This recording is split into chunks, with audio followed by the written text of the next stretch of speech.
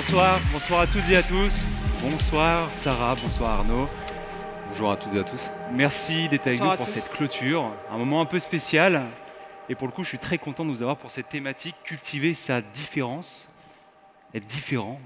En soi, vous avez des parcours remarquables. Je pense que vous êtes des parfaits ambassadeurs de cette thématique, et puis surtout des modèles de réussite. On préfère, je pense, toute une après-midi sur votre parcours, des parcours qui sont assez remarquables. Avant de débattre, avant en tout cas d'échanger sur ces thématiques, est-ce que vous pouvez tous les deux nous raconter la belle histoire qui est la vôtre, puisque la plupart des gens ici vous connaissent pour votre parcours olympique et paralympique. Vous êtes médaillés, vous êtes des athlètes français, mais quelle est votre histoire, Sarah, pour commencer? Alors, bonsoir à tous. J'ai commencé l'escrime assez tôt, j'ai commencé à l'âge de 4 ans en Guadeloupe. Ma famille, enfin mes parents et mes frères m'ont inculqué et partagé beaucoup de valeurs quand j'étais bien sûr plus jeune jusqu'à maintenant, encore aujourd'hui. Mais surtout, la chose la plus importante, enfin en plus de ces valeurs, c'est qu'ils m'ont appris que tout est possible. Quel que soit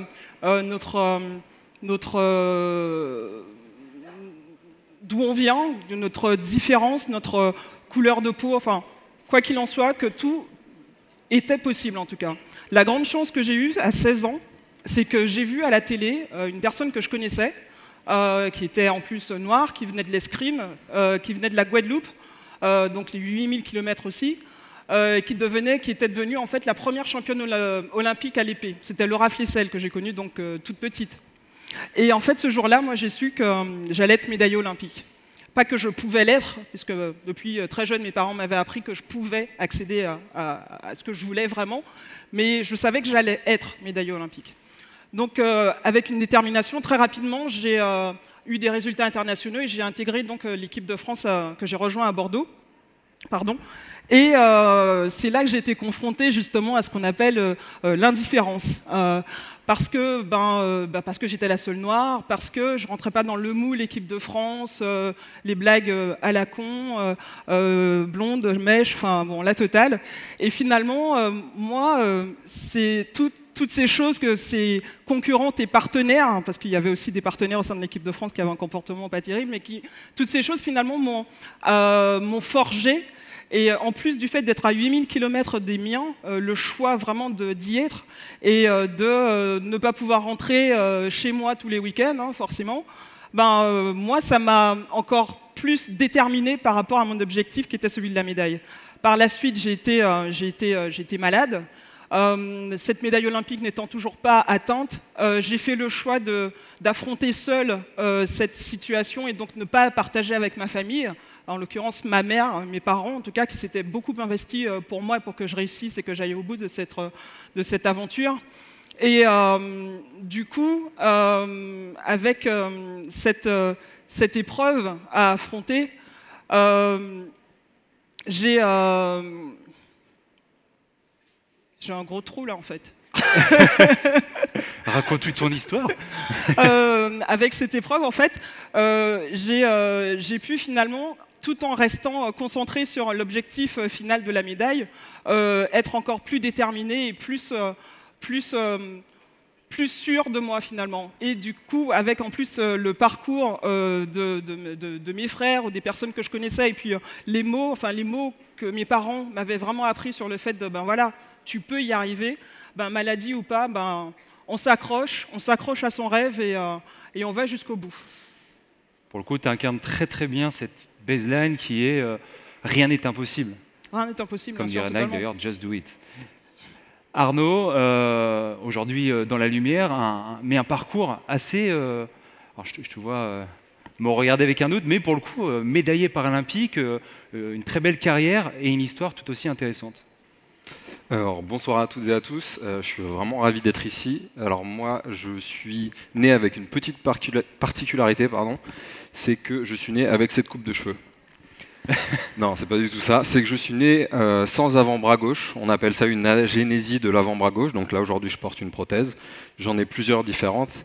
Et mes parents, pour que je ne sois pas trop déséquilibré physiquement, mais je pense aussi après être dans la tête, m'ont mis tout de suite au sport et m'ont poussé à la natation à l'âge de 2 ans. Donc j'étais bébé nageur.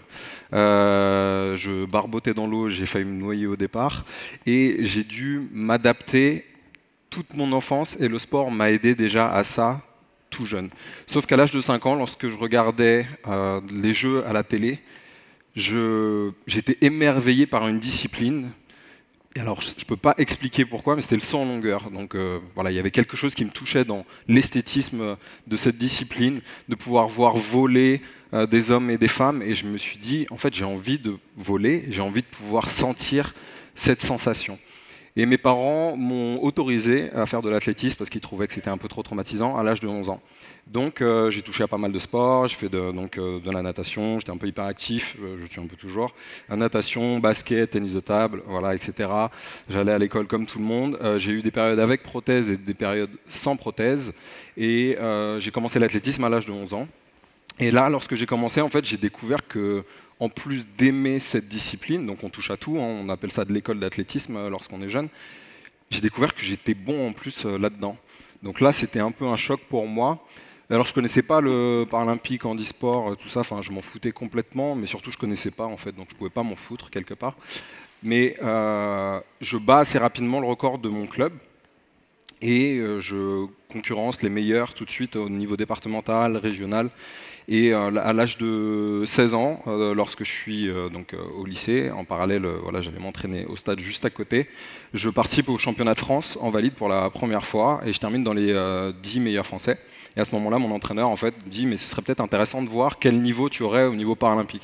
Alors moi, j'ai jamais été attiré par ça en fait, parce que, enfin par ça, c'est très bizarre en fait, parce que je pense que vous connaissez la différence entre les Jeux paralympiques et les Jeux olympiques. Les Jeux paralympiques, c'est des personnes qui ont un handicap physique, mais également des personnes qui ont un handicap mental depuis quelques années d'ailleurs. Donc il peut y avoir des personnes qui ont eu des accidents, qui sont nées avec des malformations, et qui sont déficients visuels, qui sont en fauteuil ou autre. Et donc, lors des premiers championnats de France, j'ai gagné en fait, et assez facilement, et on s'est rendu compte que mon niveau à l'époque, je sautais à peu près 6,70 m, m'amenait dans les 3 meilleurs mondiaux. Donc voilà, je ne vais pas tout vous raconter, mais en gros, c'est là que l'aventure a commencé. J'ai découvert un monde assez incroyable parce qu'au final, ça m'a projeté mon propre handicap. Je savais que j'étais handicapé.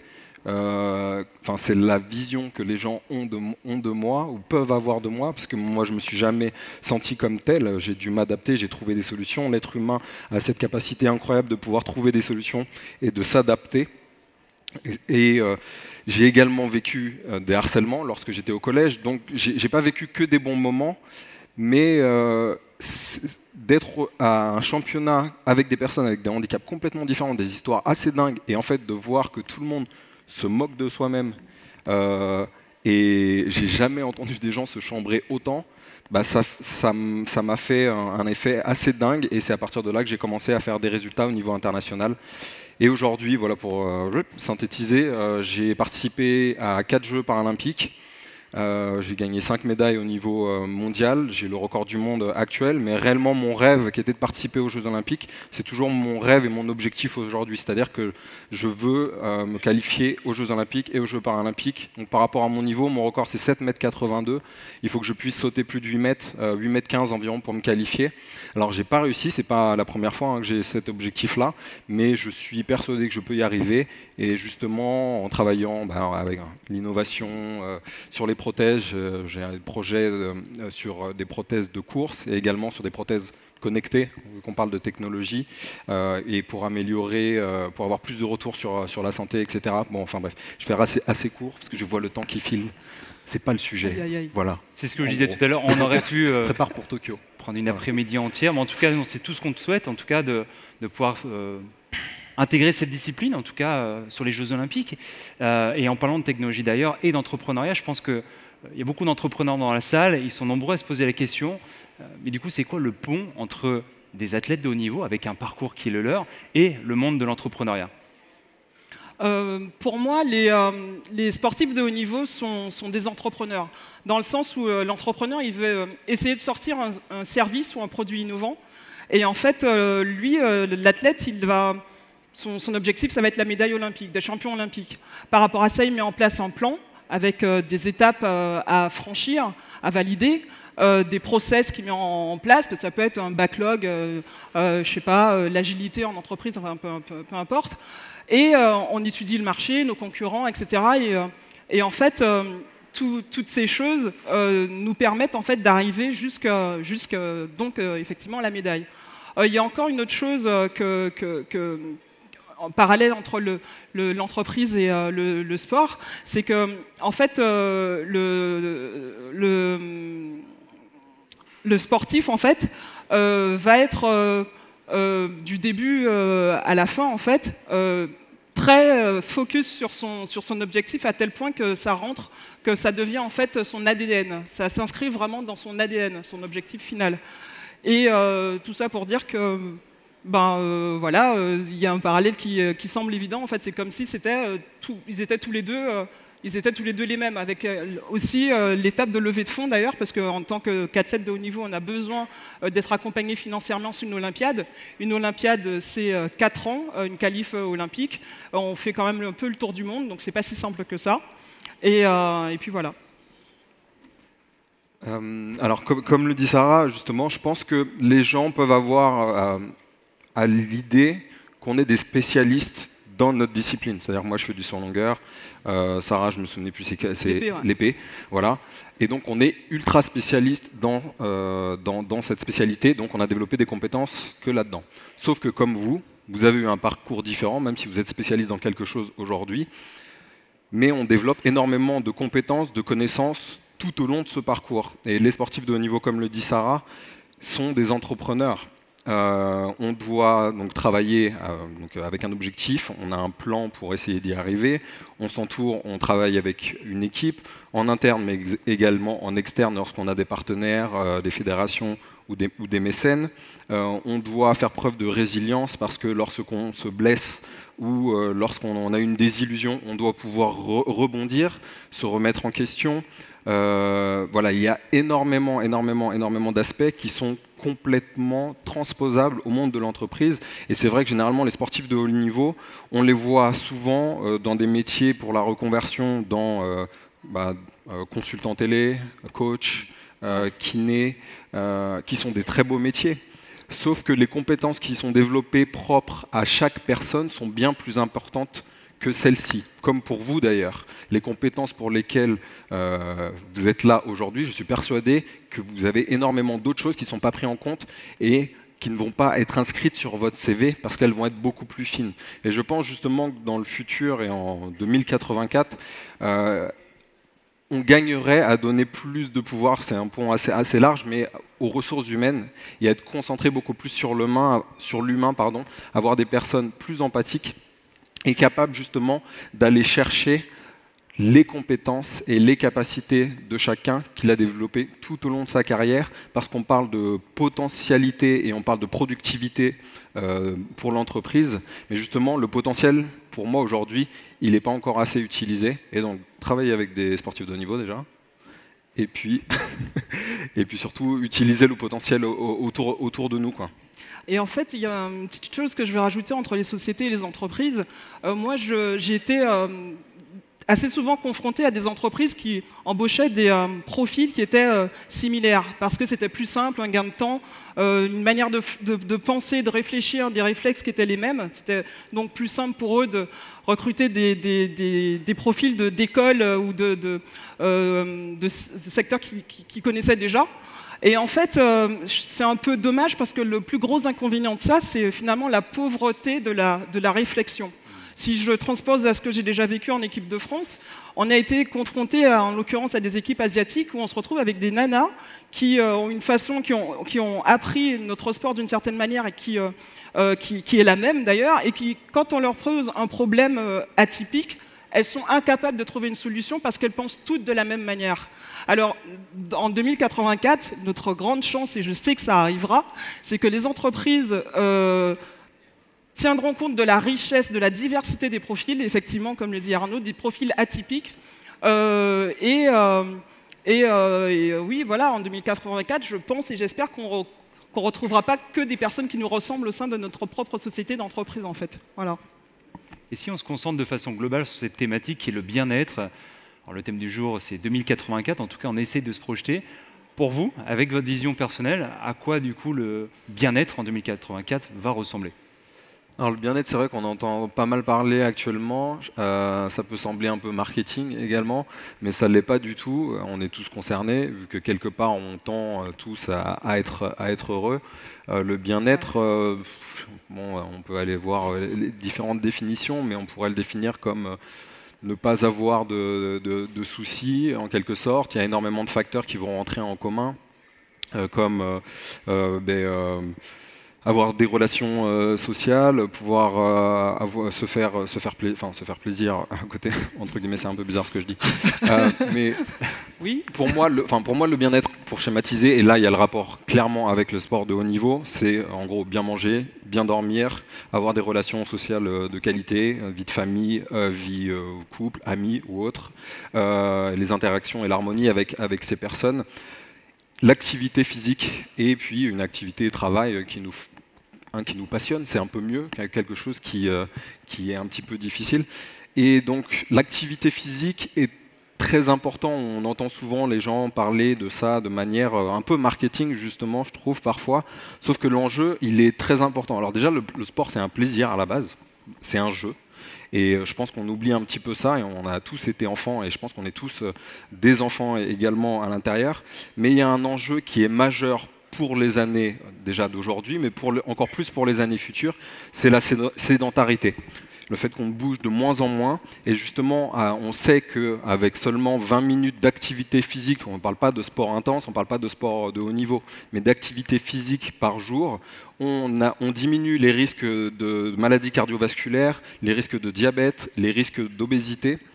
Et toutes les maladies qu'on a aujourd'hui, qu'il n'y avait pas avant, et aujourd'hui on a les médicaments, on peut se soigner, sauf qu'on oublie la prévention justement, et le sport c'est quelque chose de sain, de très facile pour pouvoir se faire plaisir, et notamment lorsqu'on fait du sport, je pense que vous êtes au courant qu'on crée ce qu'on appelle des endorphines, ou de la dopamine également, et on peut, ça c'est moi qui schématise, mais on pourrait quelque part dire un petit peu que ce sont des hormones du bonheur ou du plaisir en tout cas.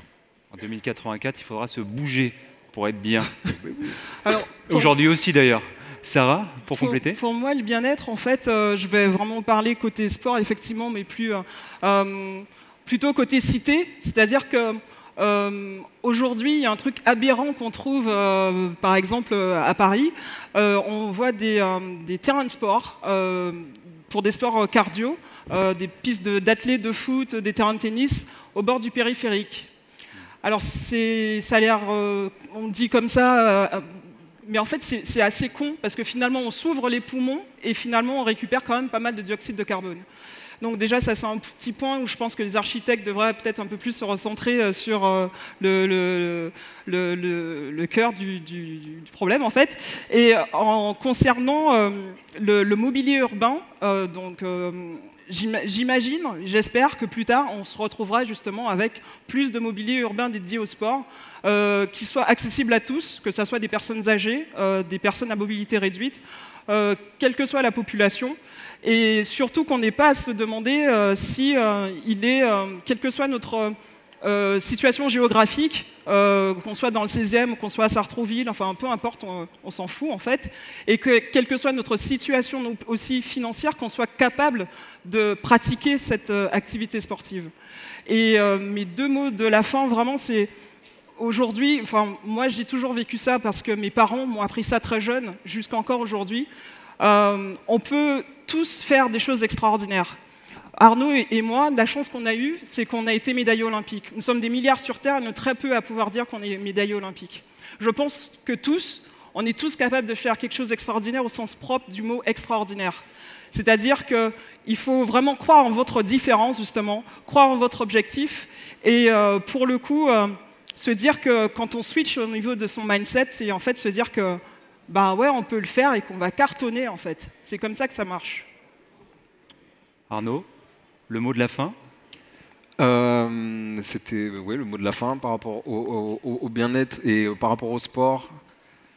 Je pense qu'il y a un autre aspect qui est super important pour moi et lorsque je vais dans des écoles, je le vois encore plus justement pour parler de sensibilisation par rapport au handicap, par rapport au harcèlement scolaire, qui est quelque chose de très présent et notamment avec les réseaux sociaux et la technologie aujourd'hui. Le harcèlement en fait pour beaucoup quitte la salle de classe justement et se retrouve dans les vies de tout le monde. C'est la force du sport dans un outil de cohésion sociale.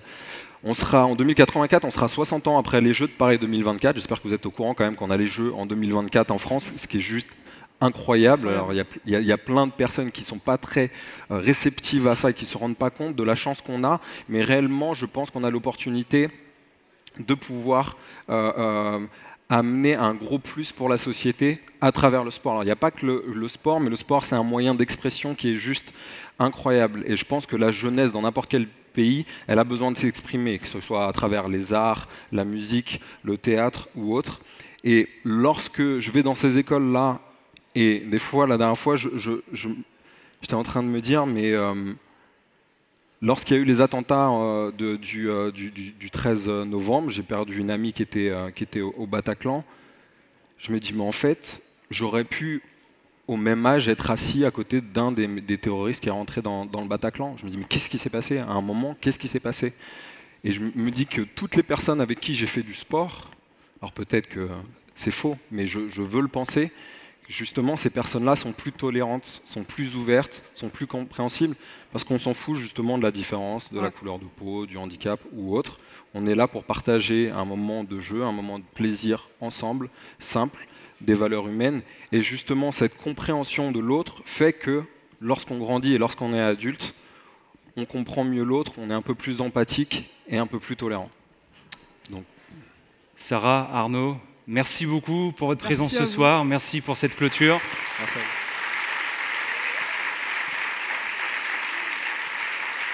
Merci à tous pour votre présence aujourd'hui.